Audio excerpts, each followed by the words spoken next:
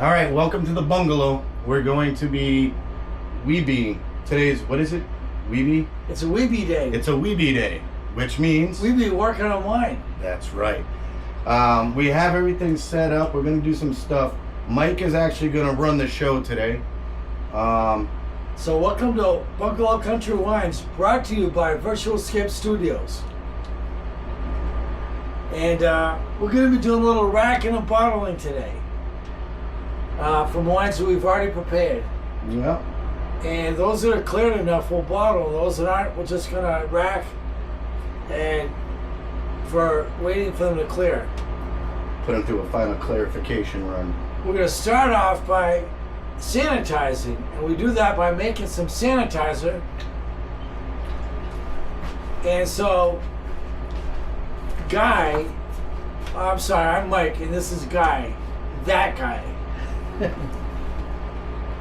So that guy is going to go, and we already have 5 gallons of water in a bucket here, and he's going to set up the proper dilution to create the sanitizer. Use about 1 ounce of sanitizer for 5 gallons of water. And it's Star San is the brand and the sanitizer. And you can just squeeze it and it goes up and into this chamber. There's a 1/2 ounce and a 1 ounce meter thing. And you can just do that, and then when you have it, you get your 5 gallons of water, you squeeze it into the 1 ounce, and all you gotta do is tip it. And the way the bottle is designed, the bottle will empty. Only what was in the chamber empties. And you just go like that. And then we'll give it a good little stir. Give it a good stir. Get this lid on. He's a little klutzy today, A little bit. but it's no different than any other day. So give this a good little stir, because we will be sanitizing all the equipment and filling up a couple, not all of them, because we don't need to. The sanitizer solution is only going to last for so long before it becomes useless. But we will be filling up a couple spray bottles to put in the airlocks, spray equipment down and stuff like that. But there's that. Mike, why don't you go ahead and start tossing in some of the stuff we'll be using here. And I'll go ahead and fill up some bottles.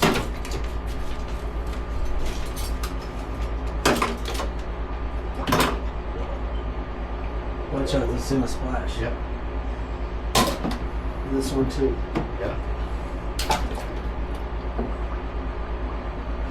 Okay, so here's 1 spray bottle. I'm just hanging right on the edge. And you want to practice sanitization when doing wine, because you don't want any contaminants to get in and ruin the product, like bacterias and stuff.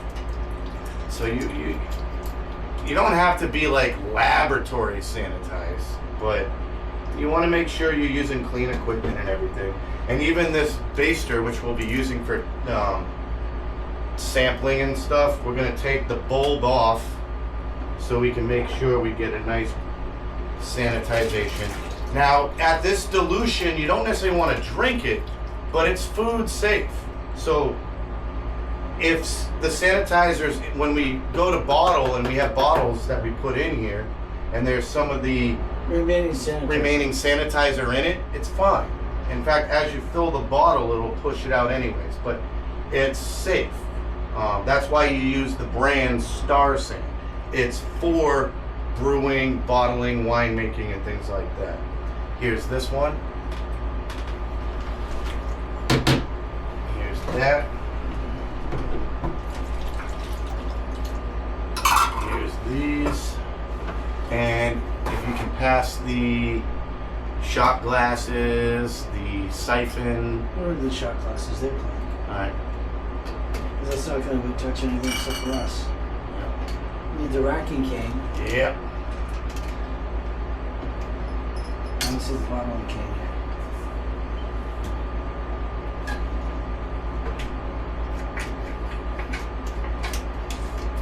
Oh, good job. This is the racking cane. It's a siphon. This is what you pump the wine through. Just put this in this bucket.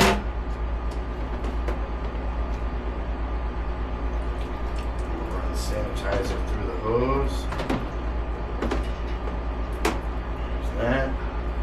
You have the racking cane. Bottling cane, it's over there somewhere. It's right there, next to the hydrometer. Oh, yes, it is. We'll also need the hydrometer. So the bottling can is being sanitized. Hydrometer. We're going to take a reading or two. You never know.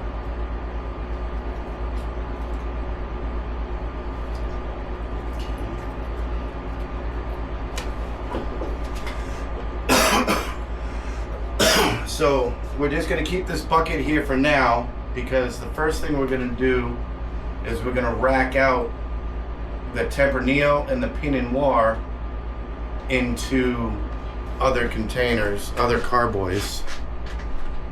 On the bottom of these, they're in their secondary fermentation phase. They start off primary in buckets to ferment, and then once the primary fermentation is done, you siphon them, you rack them into carboys, and you allow things to settle down to the bottom. It's called lees. That's like yeast residue, things like that. We did put it through a clarifying run with chitosan and ketosol, and so it brought a bunch of stuff down. We did a light test. Do you have your phone on you? Can you bring the flashlight up? So the way to tell if it is good to go for bottling is for red wines. You should be able, with a flashlight, like an LED flashlight, to put a light behind it. And if you can see, it won't be super bright with a red wine, but as long as you can see the bulb through it, that means the red wine is good to go. I cannot see, not only can I not see the bulb, which is a very bright bulb, mind you, but not only can I not see the bulb, but there's not even a glow. Like, there's nothing coming through. The light will not penetrate this liquid, which generally means there's too many particles, there's too much stuff in there still. Same thing with the Pinot. This is the Tempranillo, and then we have the Pinot Noir, which is a red wine also, and I can't see anything. So instead of bottling it, it might just be a very dark wine, but just to be on the safe side so we don't bottle and next thing you know there's a whole bunch of sediments in the bottle, we're going to rack it out, make sure there's no lees. We're going to rack it into new containers and do another clarifying one. Let it sit there for a while. The next time we do the light test, enough time will have gone by where I can feel confident that, yeah, we can go ahead and bottle it. But right now I'm not confident because not only can I not see the light, but I don't see any glow, which means no light is penetrating that liquid. So that's what we're going to do first. We're going to start off with the Tempranillo. So we have, this is a 6 gallon. This is a 6 gallon. We're going to take our siphon, and there's a cap on the bottom that makes it so that it touches the bottom so you don't suck up a lot of lees. We also have a little tactic that we use to make sure that the siphon doesn't sink all the way to the bottom or move around and cause a disturbance. And to do that, I'll be right back.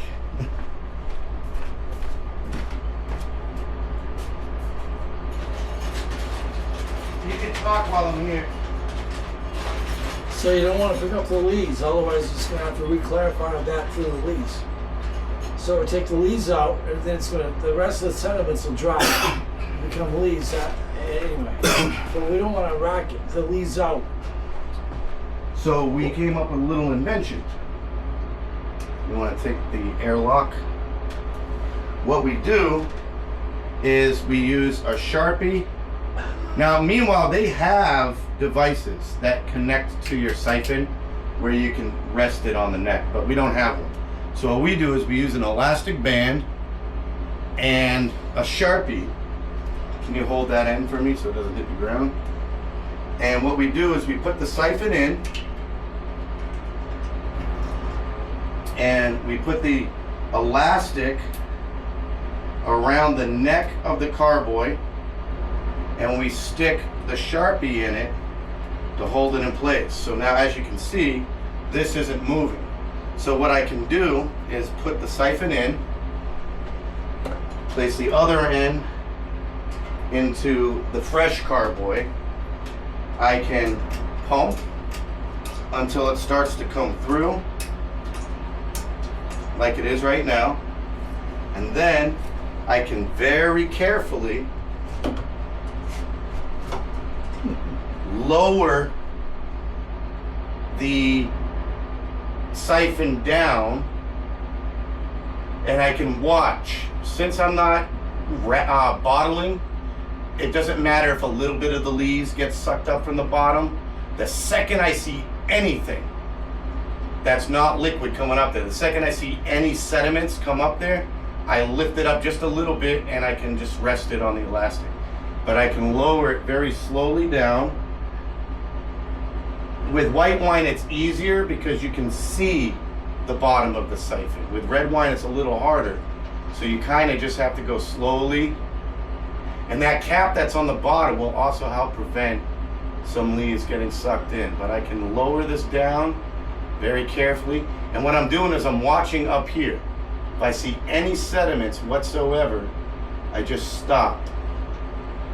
And that way we can remove all the liquid out of this carboy and leave all the gunk on the bottom. So we're almost there.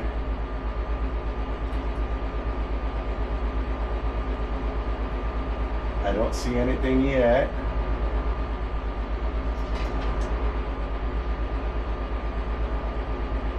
You gotta be close to the bottom. I don't see anything.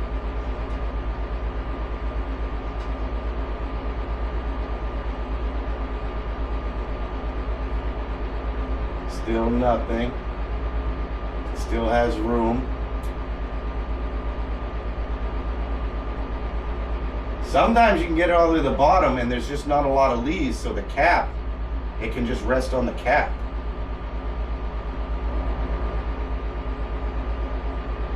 And it looks like that's exactly what's happening this time around.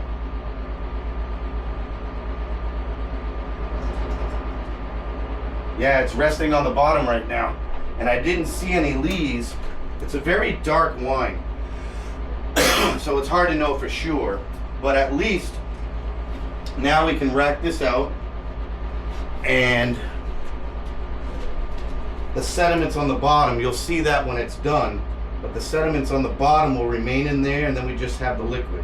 And then we'll set this down for another 30 days or so. Maybe not even, just a couple weeks. We might do a little bentoniting, a small amount, just so we know for sure that it's going to clarify. And then in the next couple weeks, I will be confident enough to know that even if I can't see the light through it, it's clear enough to. I've never bottled Tempranillo before, so I don't know. I don't think I've ever drank Tempranillo before, so I don't know how dark or rich the liquid is. I have had Pinot Noir.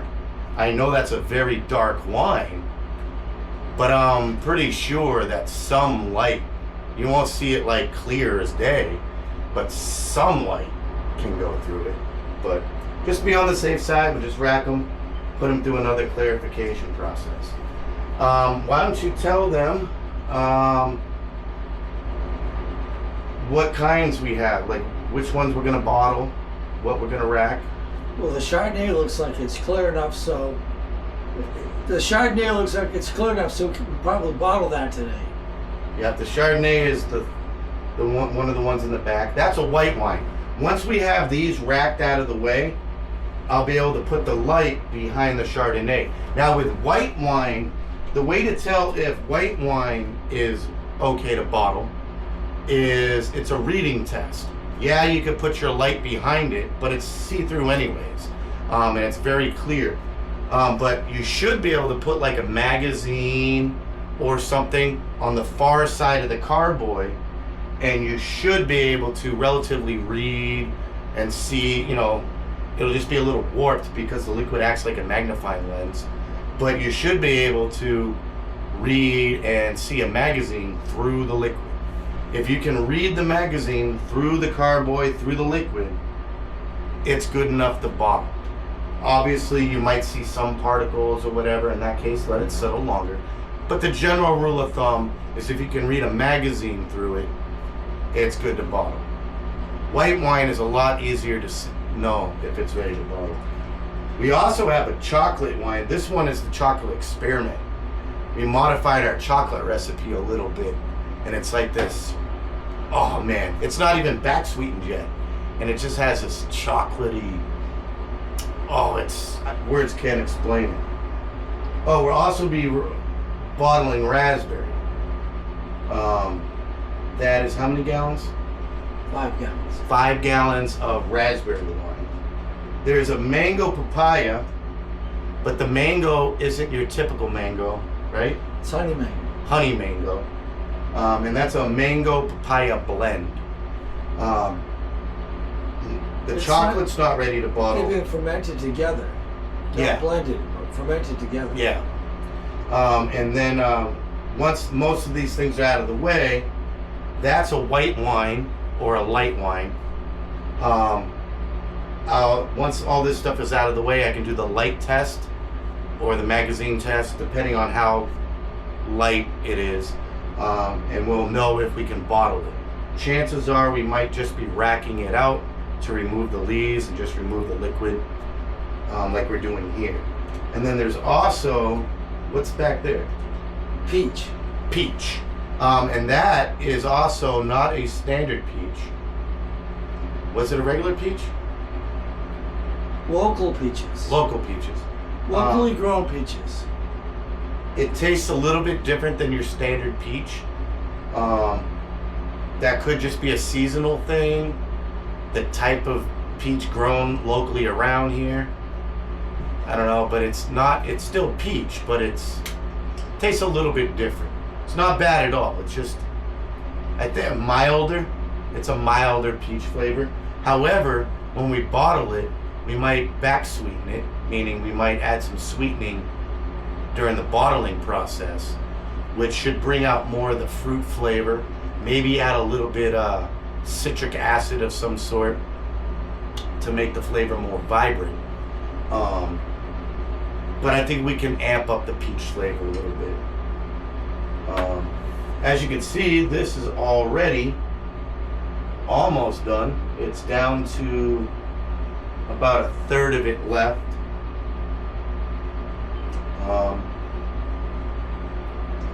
It looks like an IV. Doing a little blood transfusion. Tomorrow we're going to be doing what we call a bimmy. We're going to be making cranberry wine. In fact, that orange bag that's right there, you can see these bags of whole cranberries that we emptied into a bucket. We had them in the freezer because cranberries have a skin on them. So you freeze them and it helps break down the skins a little bit. You generally want to do that with fruit wines. You want to freeze them so that the fibers, it'll make it easier to break down. But we emptied, how many pounds? It's about 18 and a half pounds. 18 and a half pounds of whole cranberries into a bucket, put a lid on it, And I don't know if you can see out that window, but it's winter right now. There's snow out there. In fact, today is the day, the weekend where that big Arctic blast is happening, where like in Minnesota, they're having like -50 wind chill and stuff. Here in New England, in Massachusetts, it's negative degrees temperature, but tomorrow we're gonna get like 2 feet of snow. But anyways, we put all the cranberries, 18.5 pounds, into a bucket, put a lid on, and put it out in the garage. That way they can kind of thaw overnight, and then we'll boil them down, add the sugars and everything, put them in a mesh bag, mash them up, and put them in a separate bucket with a lid and an airlock, and let it go through its primary fermentation. But yeah, cranberry wine. We make a couple different kinds of cranberry wine. The one where we use the whole berry, we call a bimmy. We make a couple juice ones too. What's a bimmy? A bimmy is a Native American word for cranberries. Oh yeah, that's right, a bimmy. Do you remember what it was, Abenaki or something? No, I don't remember which one it was. But it's a New England. It's from this area, from New England. So it's a New England Native American tribe. Their word for cranberries is a bimmy. That's what we call it. Now we also we make some juice ones too. We make Ocean Spray, which is actually not a full cranberry. If you get Ocean Spray cranberry juice, it's not 100% cranberry. There's a little apple, maybe a little pear or something in there. But it's mostly cranberry.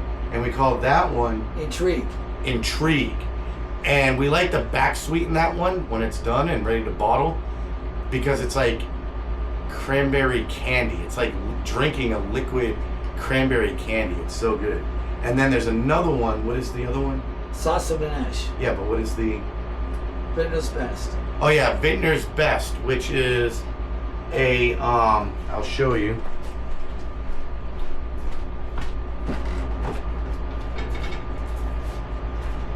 So you can make whole fruit wines, basically using about 3 to 5 pounds of fruit per gallon that you're gonna make.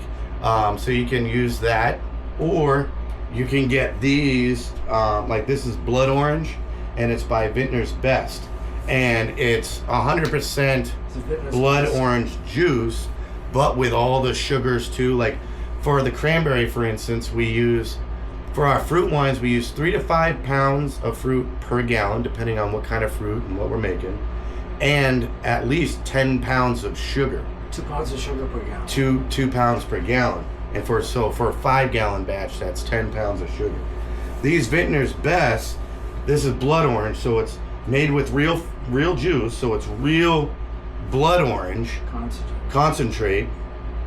And they have all the sugars in there too. Now these, I'm telling you, if you have like a kid that's in soccer, that plays soccer at school or something, I swear you could get a bucket, get a Vintner's Best like blood orange or raspberry, pour it in there, dilute it up to the 5-gallon. Actually, I think these are 6. 5. Fill it up to the 5-gallon mark, mix it really well, and I'm telling you, it's better than the juice that you get at the stores. They're so good. But anyways, Sasquatch is the one where we use the Vintner's Best cranberry concentrate mix, and we call that Sasquatch, which is also in the Native American Indian word for cranberries.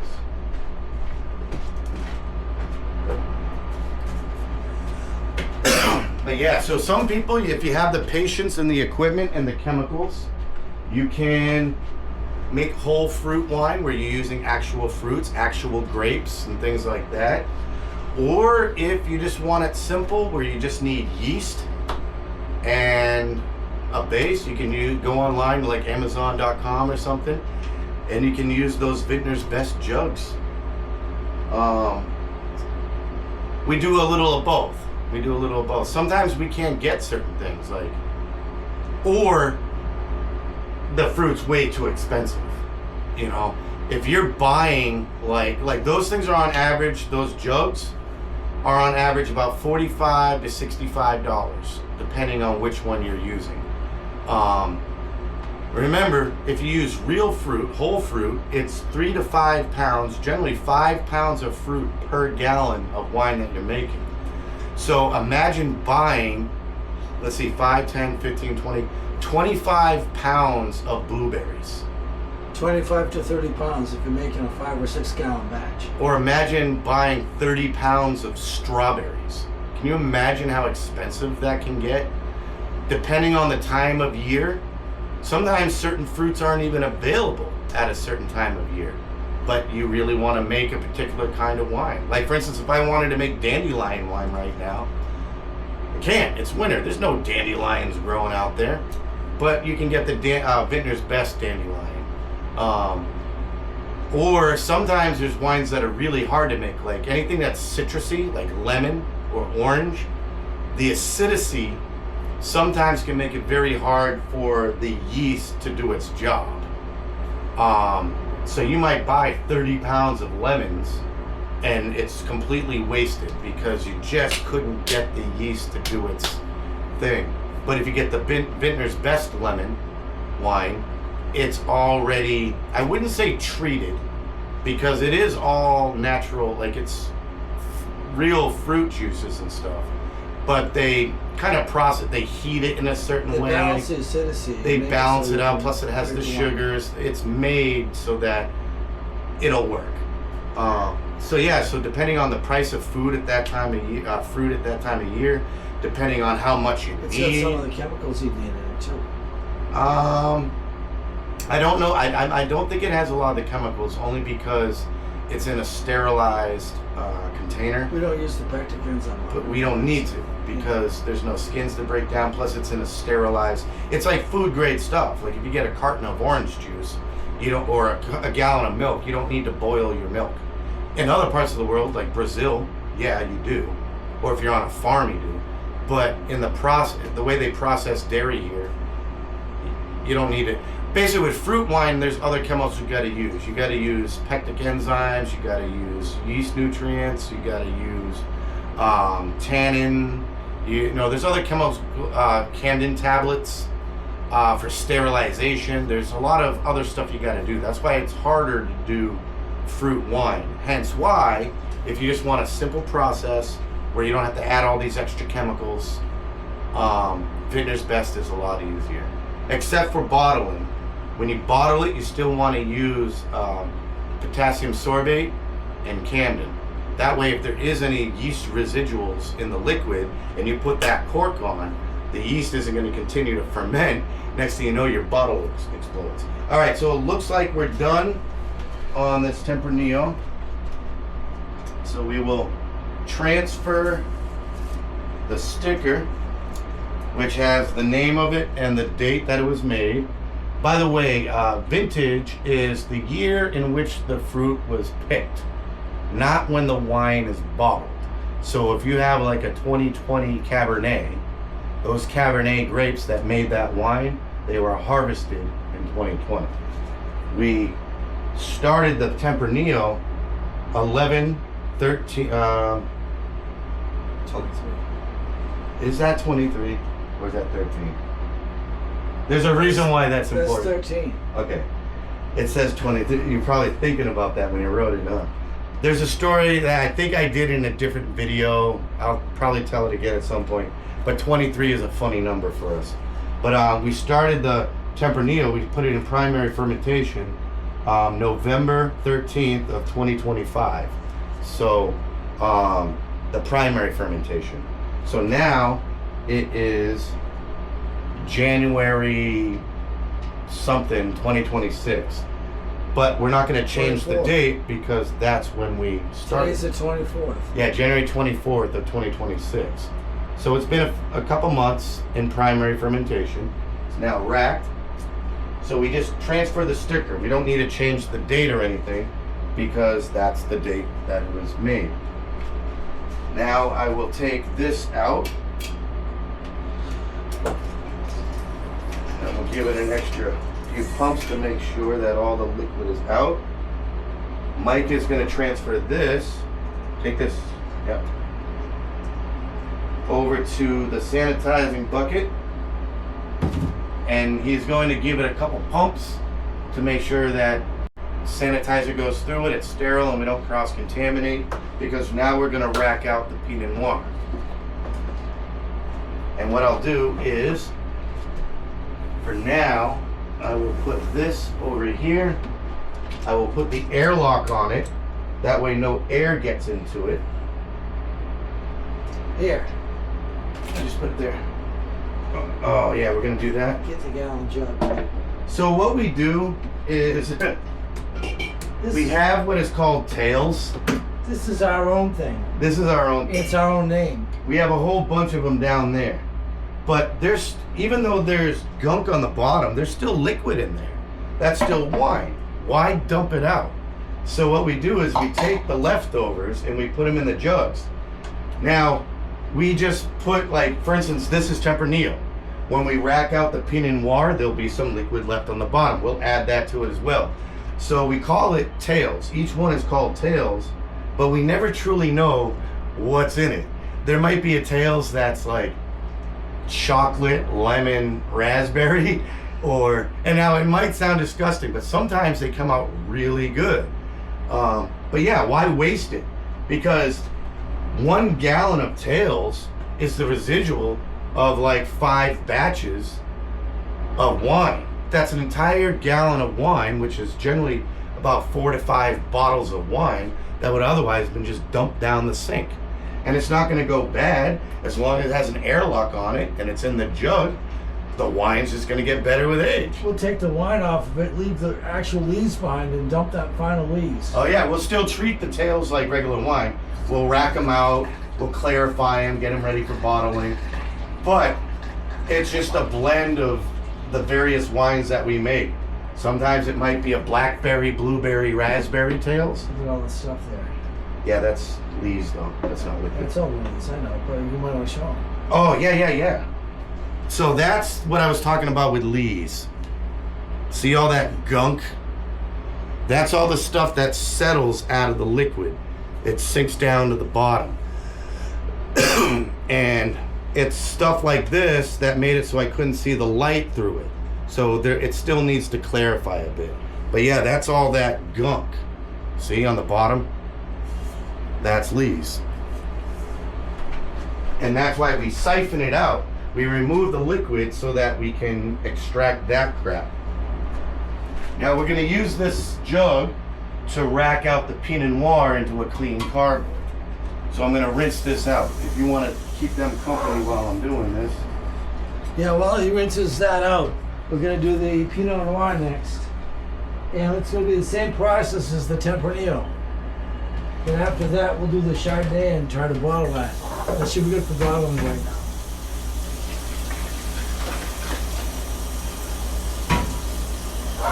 What's your favorite one so far? I don't do favorites. I like them all.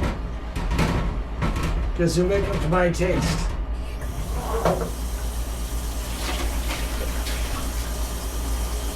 All right, so But these are fine wines, the Tempranillo, the Pinot Noir, and the Chardonnay. yeah, these are what are considered grape wines. We made them from what they call a Vintner's Must. You can buy a Vintner's Must that's kind of like the Vintner's Best. Now, It's a different brand, though. the thing is wines like Chardonnay, Pinot Noir, things like that, that type of wine is based off the grape. So Chardonnay is made with Chardonnay grapes. There's some differences, like you have Moscato, which is a type of wine. It's not Moscato grapes, it's Muscat grapes. But it's kind of in the name a little bit. But that's something that, like Tempranillo, I'm pretty sure, I've never had it, That's a grape. and this is the first time we've made it, but it's the actual name of the grape. It's a Spanish grape. Yeah. So is the siphon ready? The Chardonnay, Pinot Noir, those are French grapes. You got the siphon?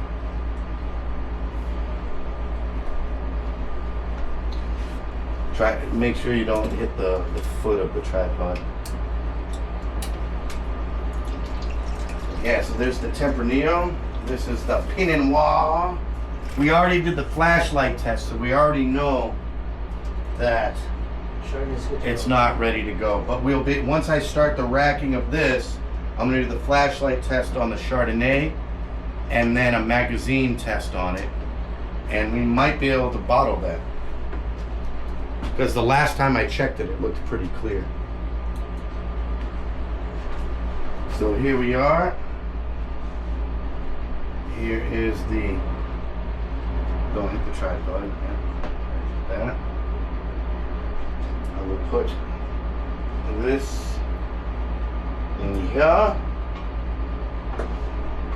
I will get our nifty, expensive, world-class siphon holder contraption. How did that come about? I'm focusing, so on you tell them. Just talk loud enough. When we first started racking, we realized that we had to hold the racking can up, not to pick up the leaves. And it gets pretty tiring to hold that for 10 or 15 minutes in the same spot without moving it. So Mr. Bryant's here said, let's see if we can devise something. I said, how about, I'm going to go to the store. I'll be right back. And I went and got a bunch of elastics and hairbands for women. And he took a Sharpie and we put this together here. Yeah, and it works beautifully. Works like a charm. May I use your flashlight, good sir? I will do what's behind you. I'm going to do the light test first on the Chardonnay. From there, you might be able to see the light through this. Let's hope, but if you can see... You can see the bulb and you can see the light. I'm going to be honest, 100% honest. It's not because I want to be lazy. This passes the light test. That's about as good a shot. But that's not, that's not good enough to bottle yet. It looks, the light that you can see through this right now is a bit clearer, but almost on par with the light that you should be able to see through a red wine. Meaning you can see the bulb. This is a little bit clearer, so you see the bulb and a bit of a glow. But I cannot see my fingers, I can't see the phone, which means it is clear. I don't know if you want to come so you can see what I mean, so you don't think I'm making it up.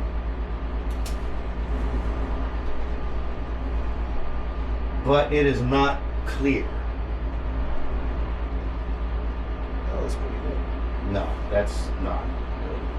I mean, it's on its way, but that's not good enough to bottle. Go down from it. All you can see is the bulb. That's not clear. Alright, so rack that one up too. Yeah. We'll rack it, but unfortunately it didn't go quite as planned, which doesn't surprise me too much because Surprises me. Should be clear, ready to go after 8 weeks. And we're well past that.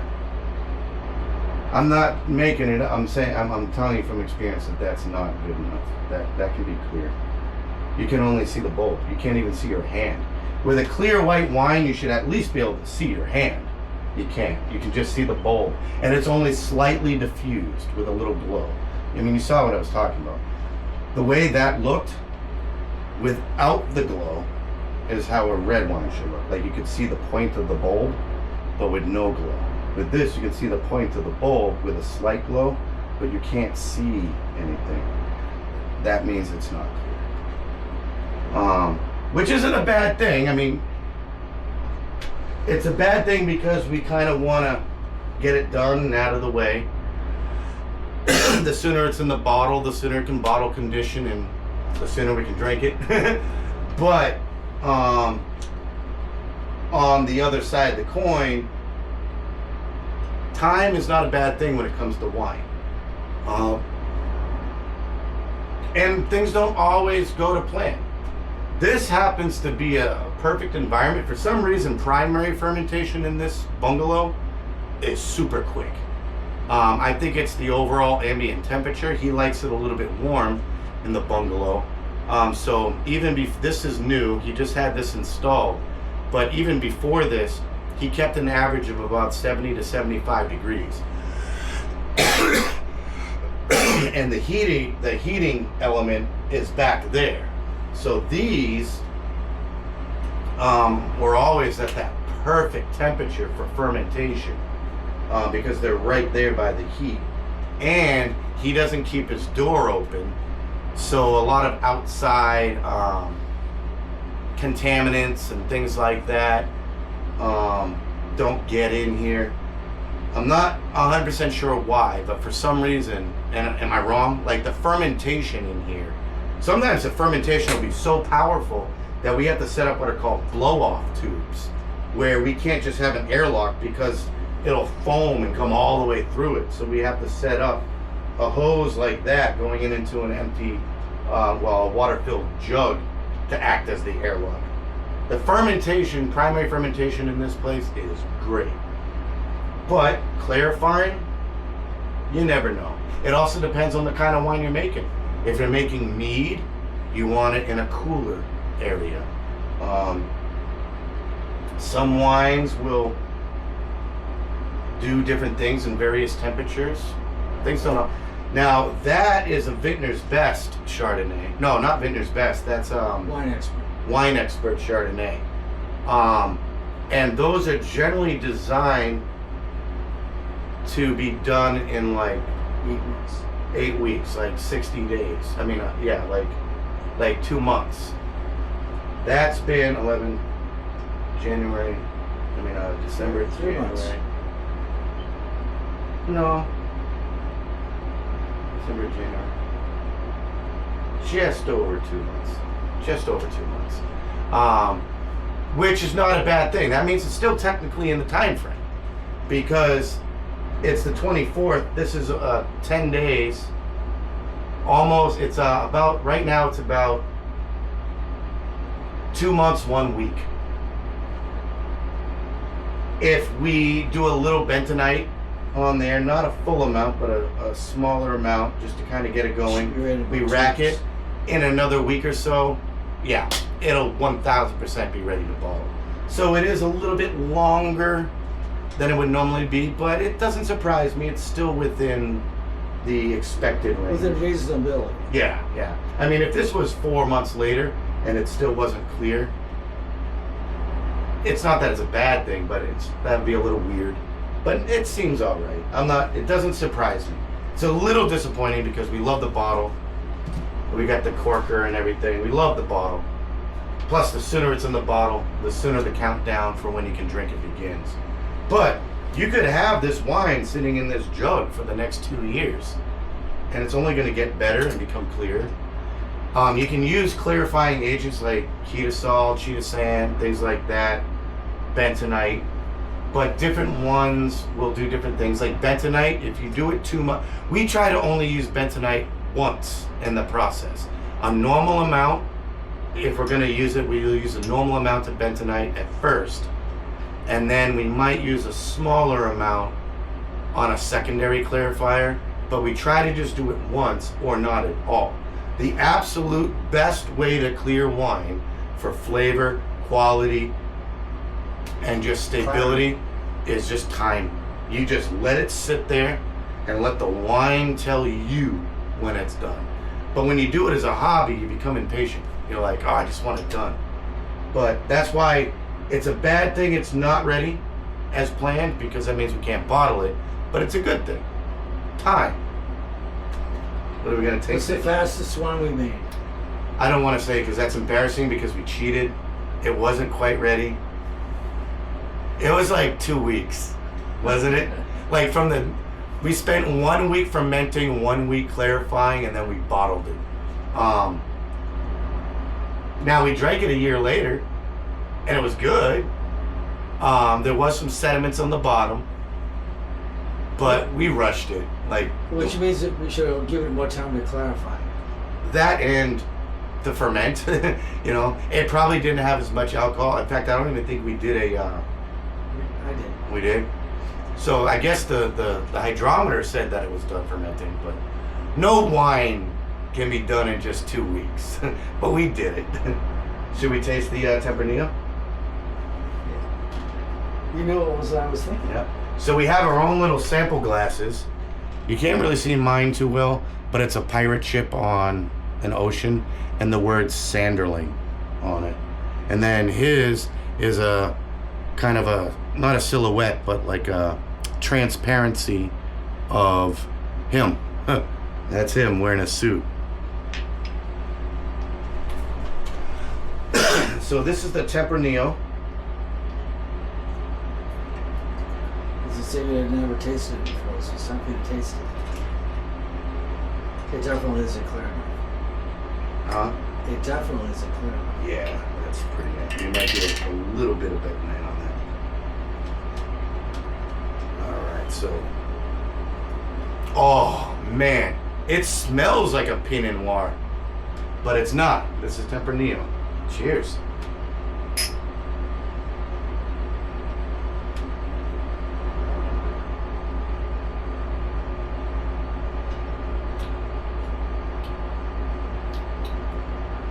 Tastes like a real deep red wine. Oh, yeah. It's delicious. The body. It's got a good amount of tannins. Oak chips were used in it too. It's got legs. Yeah. It has a strong, now mind you, it's fresh, so there's a sharp bite that'll mellow out over time. Maybe in about a year this wine's gonna be balanced, but right now it's still drinkable. Like, you could pour a glass of this. It does, so this is how I would describe it. The initial sip, there's a sharp bite. That's a combination of acidity and alcohol. It's a pretty sharp bite. Also, and I just brushed my teeth before we started this video, so my mouth was clear of food, lunch that I ate, whatever. It's got a lot of body to it. After you take that first sip, there's the bite, and then there's like that tannic coating. There's like a what's called body, like a powdery, like an almost powdery kind of feel that you would get from Pinot Noir, like a body to it that kind of coats the mouth. Then I slurped it around. Then I swallowed it. There was a sharp back end. There was a sharp bite on the front end, and a somehow smooth and sharp at the same time back end. Meaning, after I swallowed it, that residual flavor, it was a very sharp flavor, but it was also smooth. It wasn't an overpowering. Like, Pinot Noir has a very rich flavor to it. It's sharp all the way through. This Tempranillo, it's a strong flavor, but it's a smooth flavor. That back end sharpness, after it bottle conditions for about a year, that back end sharpness will balance out and kind of go away, and you'll just have that body, slight acidic bite, and a smooth back end in time. But right now, that's Got legs. now. How would you describe it? You described it very well. I'm taking a little more. But in my part of my description would be that it's got legs, which means that the taste lingers. Yeah, legs. The taste lingers a lot. Well, if it lingers a long time, it's got a lot of legs. The legs on this are, I mean, my opinion. Very flavorful. I think the legs are about standard. Already, I mean, I can kind of taste it still, but for the most part, Got a nice flavor. it's out, so I personally think that the legs on this are just standard. Like, after you swallow it, and then you swallow some saliva and you just go about your business for a couple minutes, the flavor's like pretty much gone by then. Now there are some wines that we make where the legs go for a long time. What was it? The chocolate cherry? Was that one with long legs? It was one of the ones we did recently where it was. Oh, it was the it was that other red wine. Oh no, elderberry, I think it was. Elderberry? Was it elderberry? There was a wine that we did recently, and it was so good. We do so. The reason I can't, you're like, well, if it was so good, how come you don't remember? We do a lot of wines. We've got like 50 different kinds of wine. Over 60. Over 60 kinds of wines. So it's easy to lose track. But there was one that we did recently, and the reason I'm bringing it up is because the legs, which he brought up, was phenomenal. Like, we took a sip out of this, you know, a shot glass.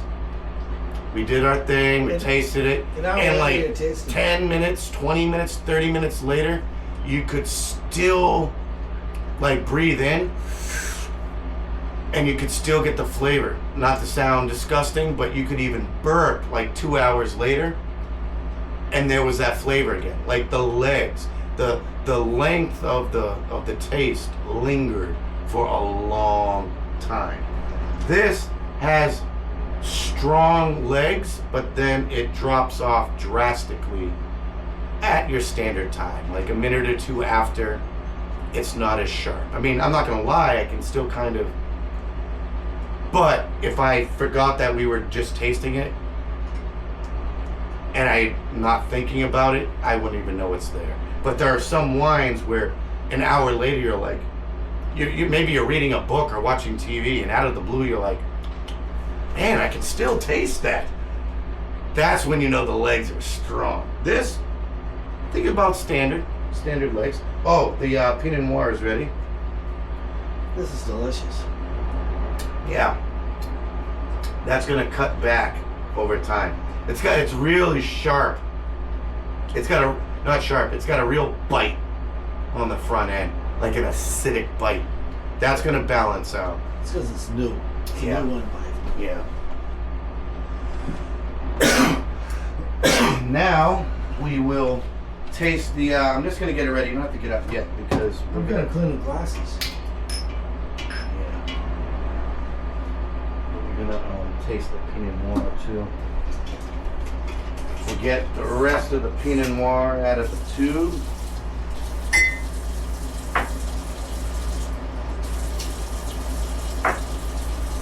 There we go.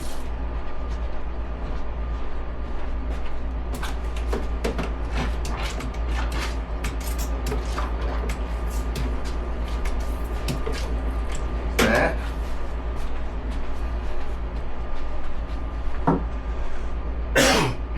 All right, let us taste the Pinot Noir.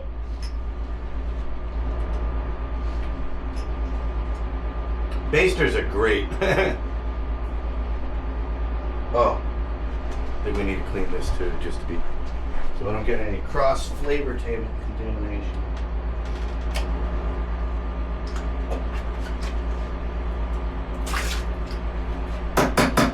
All right. Now for the Pinot Noir.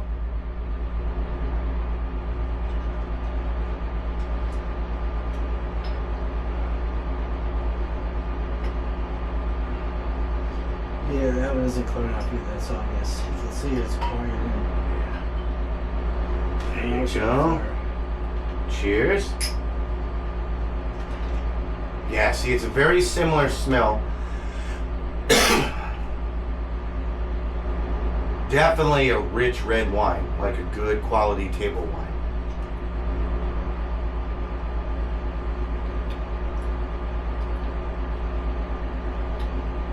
Okay, so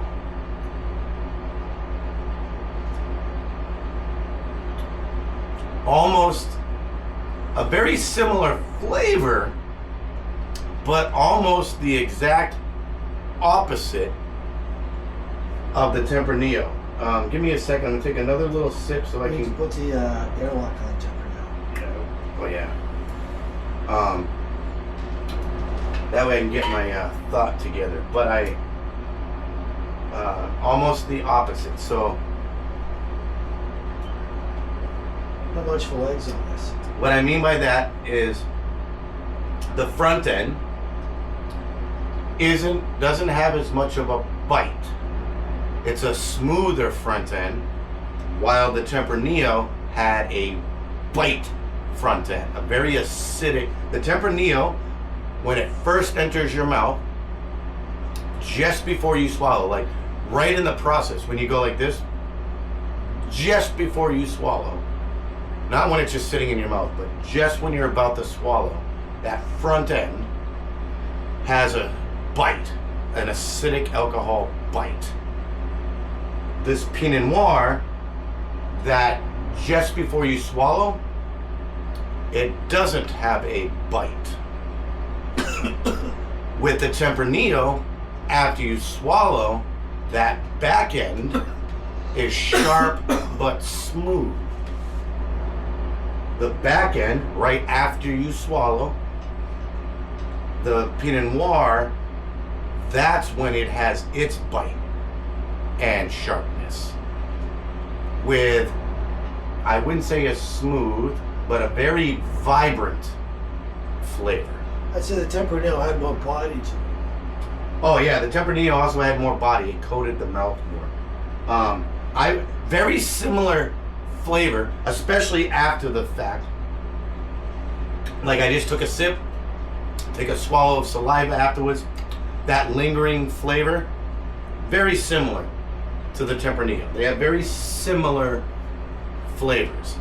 Where they differ is body, like he said. The Tempranillo coats the mouth. Pinot Noir also does. In fact, that's what it's kind of known for. Not as much. It's like a table wine, a table red. But the Tempranillo coats the mouth. The other way they differ, at least for now, because they're fresh, they're new wines. They haven't conditioned, they haven't aged, you know. But as of right now, the other way they differ is the Tempranillo has a bite on the front end and a smoother back end, where the Pinot Noir has a smooth front end and a bite on the back end. So similar flavor profile, very similar when it comes to just the flavor profile. I think the Tempranillo probably has a more robust flavor. It's more of a punch with flavor, which is unique because Pinot Noir is known for having a bold, rich, dark flavor, you know. And that's why it's a very common wine. Merlot, Pinot Noir, those are very common table reds. Tempranillo isn't as common, and I can see why. Especially for American standards, it packs more of a punch, I think.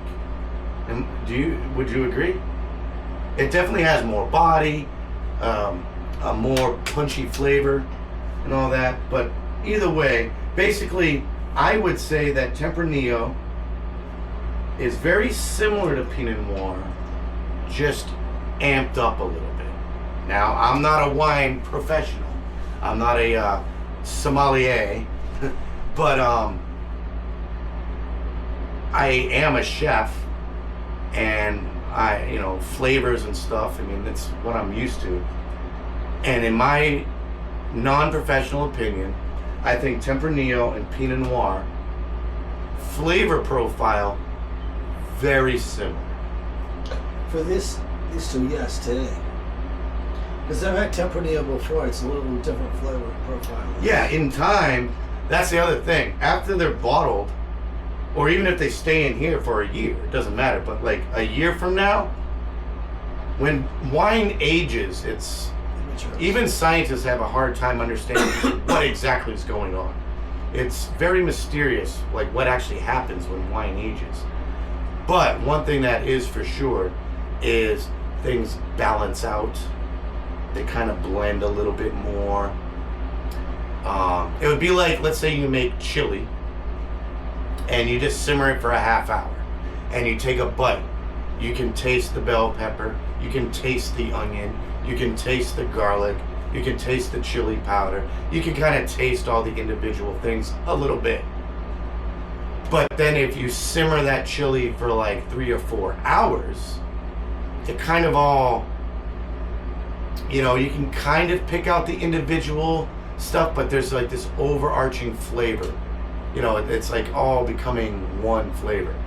That's how wine is. When it's fresh, you can taste that it's fresh. Especially if you back sweeten it, you can taste that freshly added sugar.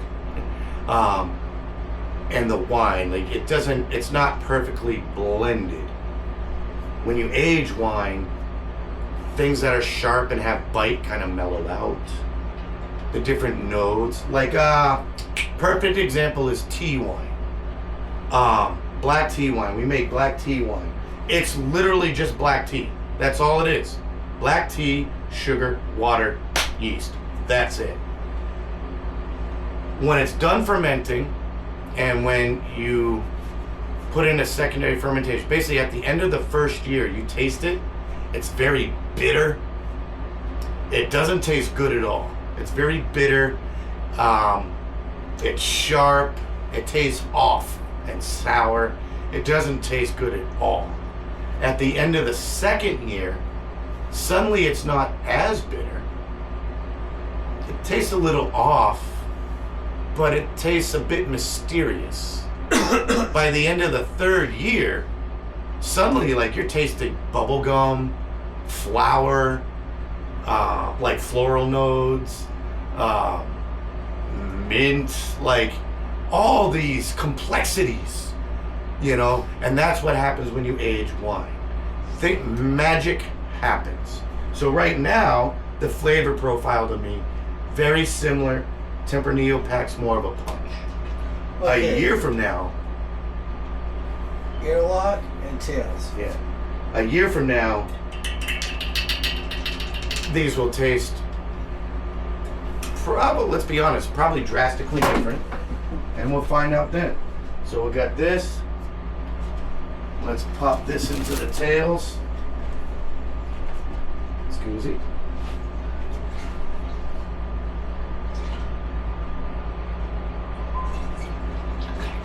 See, this tail so far is a very good blend. It's Tempranillo and Pinot Noir. Both are reds and both have similar profiles. So that particular tails will probably taste really good so far. But we're also going to be adding Chardonnay to it. By the way, a lot of rosés, that's what they are. They're white wine mixed with a little bit of red wine.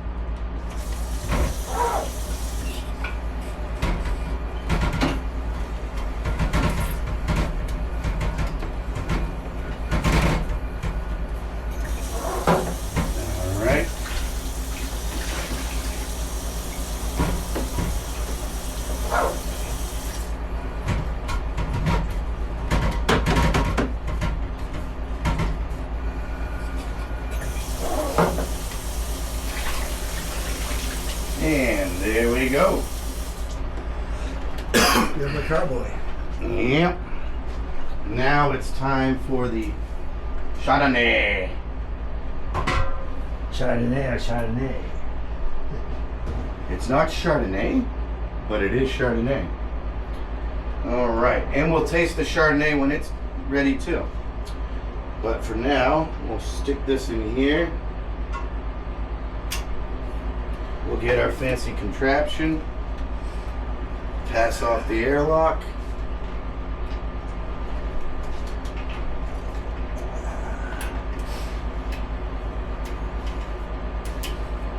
Give it a pump. You have to put it down for her.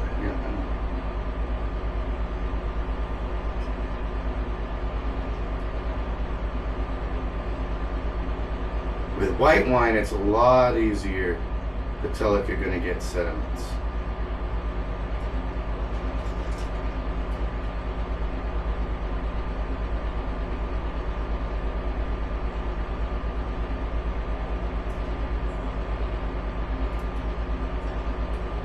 Perfect.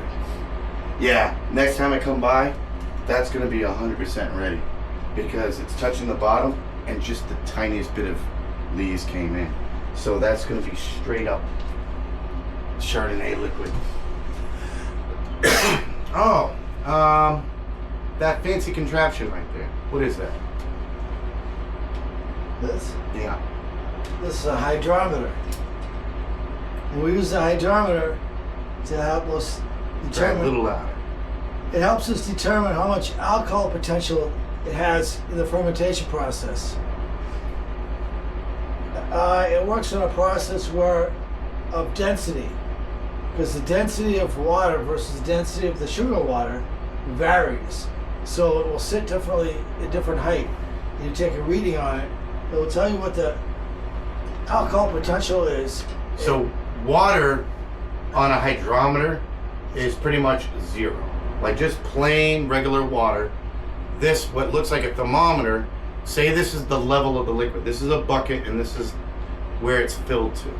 If you put the hydrometer in the liquid and it's just water, this will sink all the way down to here. Now, if you take the hydrometer out and you heat up the water and you add sugar, make sure that all the sugar is absorbed into the liquid, melted, there's no granules on the bottom, like it's fully, the sugar is fully dissipated into the water because you added that. The viscosity, which is the thickness of the liquid, increases.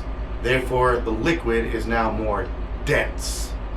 So therefore, remember, with regular water, you put this in and it will sink down to there and it'll just float around there.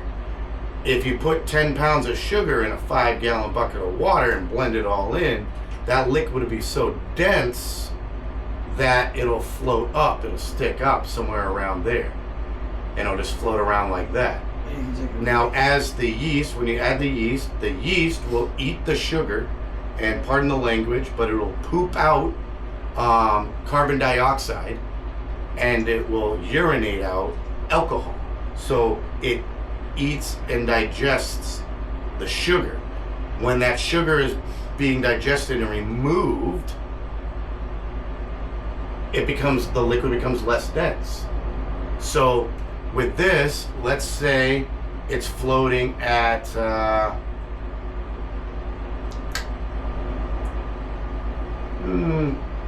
we'll say 90, all right, or 1.1, right?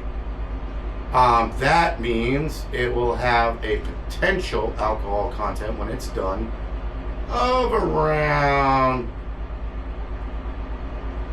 12.5 to 13%, right? That's saying that if the yeast digests all that sugar and it's floating at that, if the yeast digests all the sugar, when it gets down to zero, it will have an alcohol content possibly of around 12.5 to 13%. Now, what was the other part? I mean, that's pretty much all it is. The other part is you take a reading just before you start fermentation. Oh yeah, you take your initial, it's called gravity. You take your initial gravity reading. So just before you start the fermentation process, you test the gravity. That way, if you want a stronger wine, like your average wine is like around 8 to 13%, somewhere in there. Let's say your wine's at like, your liquid is resting at a level where it says it's possibly going to be 8% when it's done. But yet you want a stronger wine. You want to increase the gravity. So you blend in more sugar or more fruit, until the gravity goes up to 11 or 12, whatever you want. And then you take your gravity, then you start the fermentation, you pitch the yeast. That's your initial gravity. Your final gravity is when it's done. When you take your gravity reading and it's reading 0.90, 0.98, basically 0 and under. That means that, and then you don't necessarily stop right then and there. After you take your final gravity, if it's at 0 or 0.9, You wait 1 week and you do one last check. If there is no difference between the two that you took, so you took your starting one, then you took one where it said it was 0. And then a week later you take another one. If there's no difference, that means the primary fermentation is done. No more sugars are going to be converted into alcohol. The yeast is dormant. It's not going to do anything. Now you can go on to secondary fermentation. I want you to just confuse the issue that we were starting with. Which was? Because you have a starting reading and a finishing reading. Yeah. You didn't talk about the finishing reading. I just did. No, the finishing, that's for fermentation. But when you want to determine how much alcohol there is, you take a reading before you bottle it, when everything is all done. And the difference between the beginning and the ending. In theory, what he's saying Formula. is true, because sometimes you back sweeten. Generally, if you don't back sweeten, your final gravity will be the exact same as when you bottle it. But what he's bringing up is sometimes that can change. So for instance, over here, there's some simple sugar, simple syrup, which we made just in case we're bottling and we wanted to back sweeten, which is 1 part sugar to 1 part water. So in here I put 2 cups of water, 2 cups of sugar. So if the final gravity is 0, but we want it to be a little sweeter, and we add like 2 cups of this to the batch, that's diluting the alcohol, and since it's a sugar syrup, it's going to increase the gravity a little bit. So you have your final gravity, but then we added other densities to it right when we bottle it, which means what he's getting at is you do that reading too, because if we add enough of this simple syrup on the back sweeten, it might lower the alcohol content a fraction. So yeah, if you do things like back sweeten or add extracts, things like that, before you bottle, you will need to do another reading. But if you're done with your primary fermentation and you put it in the secondary fermentation and then you don't add anything, your final gravity will be the same when you bottle and on the end of that. But he is right. When you do other stuff, you do need to do another check. When you want to determine alcohol percentage, in the beginning, it shows you your potential. If you want to see how much you really made, That's at the end of primary. you take your beginning and your ending. Yeah, that's at the end of primary. Your alcohol level won't really change too much. No, it won't change too Yeah. much. But your beginning and ending reading tells you how much alcohol you actually produced. Yeah, because like for instance, sometimes people want a natural. They don't want all the sugars to go away. They want some of that natural sweetness to stay in it. So instead, if it's at like a potential, like we do the initial gravity, and it's hovering, and it says, oh, it's going to be 13% maybe. And then as it goes down, and it's now sitting at like 1.09 or something. It's not quite 0 yet. Sometimes people, but they taste it and they're like, ooh, I like that level of natural sweetness. That means you didn't bring it all the way down to 0, which means your potential gravity wasn't right. It says it has the potential to be 13%, but you didn't bring it all the way down to 0. You brought it down to just above 0, which means you're now probably like 12%. Is that what you were getting at? Yeah, there's a formula you use between the beginning and the ending gravity to determine how much you got. So you can take readings as it's fermenting and determine how much alcohol you produced. And if you want it to still be sweeter, you can stop it. Some buckets, like that bucket there, actually has a gravity breakdown on it. Now there's 2 types. There's gravity and then there's like BC something. Yeah, so original gravity minus final gravity times 131 will give you your ABV. So for instance, what's ABV? Alcohol by volume. So let's say your original gravity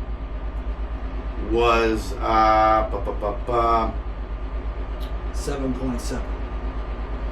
Hold on one second. Gravity pre-fermentation original. Gravity post-fermentation. All right.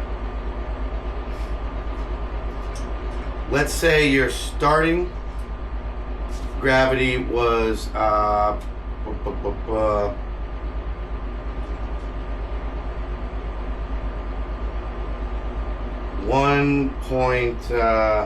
Let's say it was 1.1, and your final gravity was 1. Or let's say your starting gravity was 1.1. Your original gravity was 1.1, and your final gravity was 0.998. So just under 0. That means when you take your starting 1.1 minus 0.998, multiply by 131 gives you 13.4. So if your starting gravity was 1.100 and your final was 0.998, subtract 0.998 from 1.100, multiply it by 131, 13.4. That means your alcohol in the bottle is 13.4%. If you made it really correct.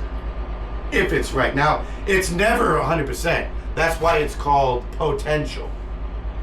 This is not, I think it's called the spectrometer or something. This, Hydrometer. well, what I mean is like the type of device. This is just a rough estimate. To actually know what the alcohol content is, there are these like electronic things where you put a couple drops in it and it gives you a digital readout and it tells you literally what your alcohol content is. This, you're going to be within a certain range. They're not 100% accurate, but they're good enough. Now there's also another type. If while I get this thing ready, if you want to grab it in there, there's the other one. That I forget what it's called. Refractometer or refractometer. There it is. So this is called a refractometer or refractometer, and this does exactly what the hydrometer does, but instead it's an optical way of doing it. It's going to be a little hard to explain, but you take your starting liquid and take a dropper and you put it on that glass plate right there, and then you close this lid, and then you look through here, and I'm not sure how it works but somehow it's able to see the density. So there's like what looks like a thermometer in the lens here, and that liquid, there'll be a line somewhere and it will tell you what the liquid is. So for instance, in fact I will do it this way. This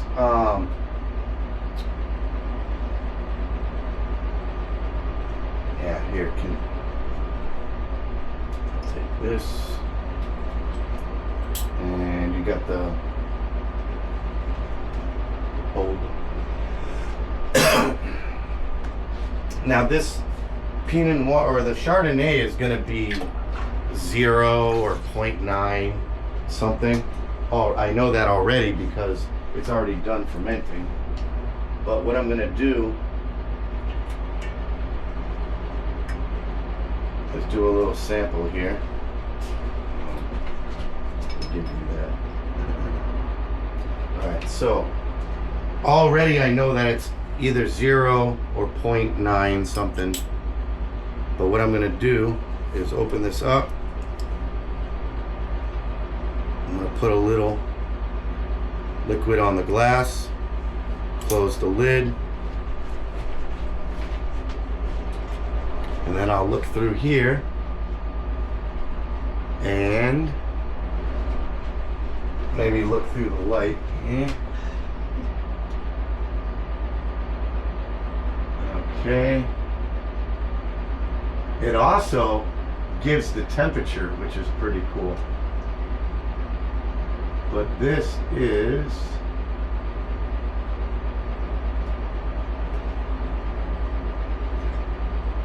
wow. It's a bit higher than I thought. What is it, man? It is 1.000 something. It's almost 0.9, but not quite.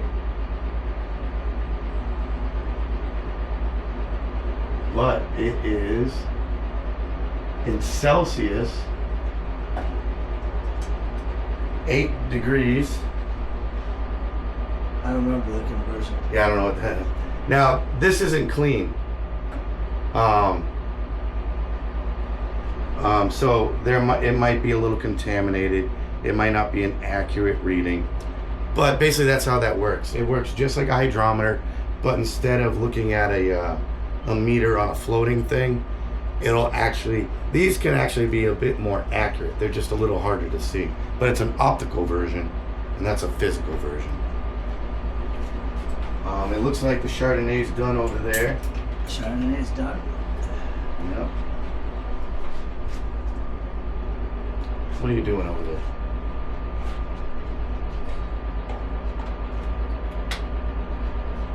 Refractometer, whatever it is. That's what that is. I was just putting the human thermostat. All right, so now we will test out the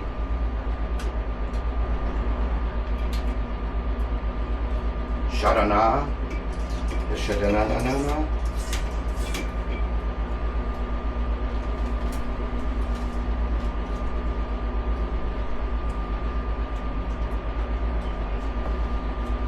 Thank you, good sir. Rinse out our sampleages.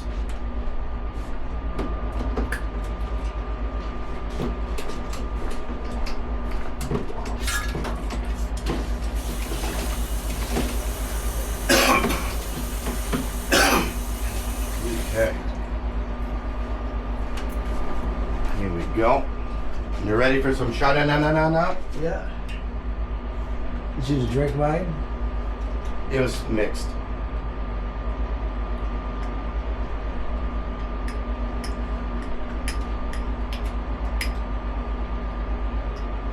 Alrighty.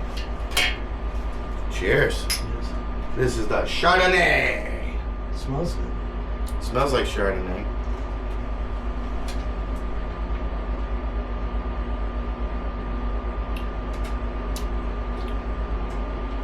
Oaky. It is. That's pretty good. This It's is got a bite on the front, It's an oak Chardonnay. but it's overall very smooth. High alcohol content. I would say 11. A lot higher than your average Chardonnay. But that could just be the acidic bite right now. But it's got a sharp bite on the front end. The rest of it is just smooth, just your standard Smooth. Chardonnay. Nice body. You know, not overpowering. It's already dissipating right now. Yeah, not all like That bite will go away after it conditions in a bottle for a while. Very good, clean, standard sipping Chardonnay wine. It's gonna be a very nice Chardonnay. You can eat it with food. It's not going to overpower the food flavor, like chicken, fish, things like that. Yeah, Another good Chardonnay. great in cheese fondue. Yeah, that's good. I guess now we'll do the tails. Do the tails on that one, then we'll move on to Razzle Bedazzle. Yeah. Get out the way. Do your thing.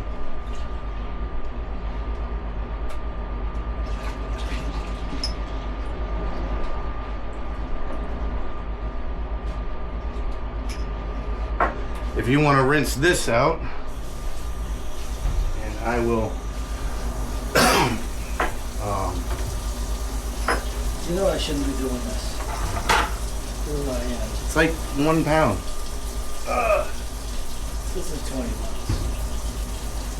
I will rack out the Razzle Bedazzles because we will be bottling that. Well, we're going to be bottling it as long as I don't get any sediments on this racking.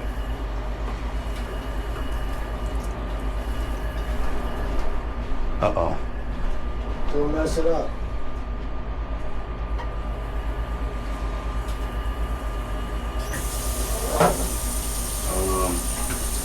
How long has that been waiting for? Well, here's what we're gonna do. We did some racking, we talked about wine. We can't capture the bottling. I'm running low on battery for this run. But maybe Mike can keep you company for a second while I get this together.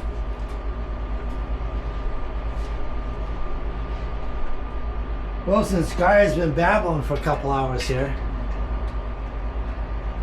but he's also been doing some good work. He's gonna rack out the raspberry right now, and hopefully we'll be able to bottle it. Hopefully. Meanwhile, we got these carboys ready to be used again. We're gonna be starting several wines tomorrow during the snowstorm. We're gonna do the cranberry and bimmy that he talked about. We're gonna make a black tea wine. Try to make it every year, but for some reason we didn't get the 25 one done. Yeah. We got 23 and 24, so we got plenty of. I think we're gonna do cranberry, tea, blood orange. We have blood orange and we have a lemon. Lemon. Yeah, we're gonna be starting a bunch of. And we have Revolution. Revolution. That's a Concord grape from Juice. Depending on how many buckets we got available. And we have an Intrigue to do as well. We may not have. We'll see. We'll see. Well, wait a minute. I don't know if we're gonna do two. all those tomorrow because I also have to work on my website. We're not gonna do them all tomorrow.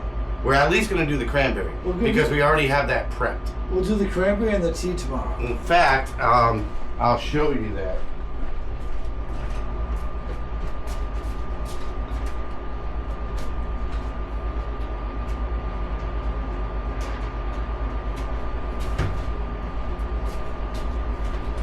Here we go.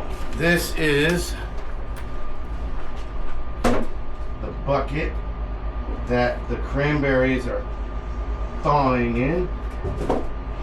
That way you can see that, yeah, we use Vintner's Best sometimes, but we also use real fruit. Real fruit. That's, can you hold the bottom? See? Real cranberries. The peaches from real peaches, and the honey mango papayas from fruit. But yeah, so I guess that'll do it for now. I figured I'd do a really long video. That way, no edits or anything, just natural, calm conversations with my buddy. And just showing some of the stuff we do as a hobby. Any final things you want to say?